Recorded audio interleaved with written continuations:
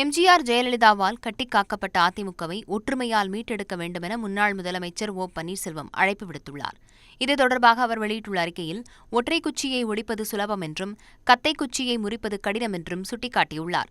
இனியும் சமாதானம் சொல்லி அதிமுகவின் தோல்விக்கு தொண்டர்களை பழக்குவது பாவகாரியம் என்றும், தாய்வழி வந்த தங்கங்களெல்லாம் ஓர்வழி நின்று நேர்வழி சென்றால் நாளை நமதே என்ற எம்ஜிஆரின் மந்திர மொழியை மருந்தாகக் கொள்வோம் எனவும் தெரிவித்துள்ளார்.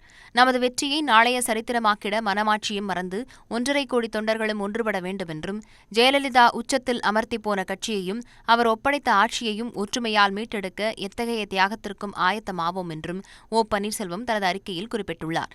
இந்நிலையில் நியூஸ் 18க்கு பேட்டியளித்த அவர், தொண்டர்கள் விரும்பினால் இணைப்பு சாத்தியம் என்றார். கொடுத்திருக்கக்கூடிய அந்த அறிக்கை சாத்தியப்படுமா? தொண்டர்கள் உறுதியாக தொண்டர்கள் இணைத்தால் சாத்தியப்படும்.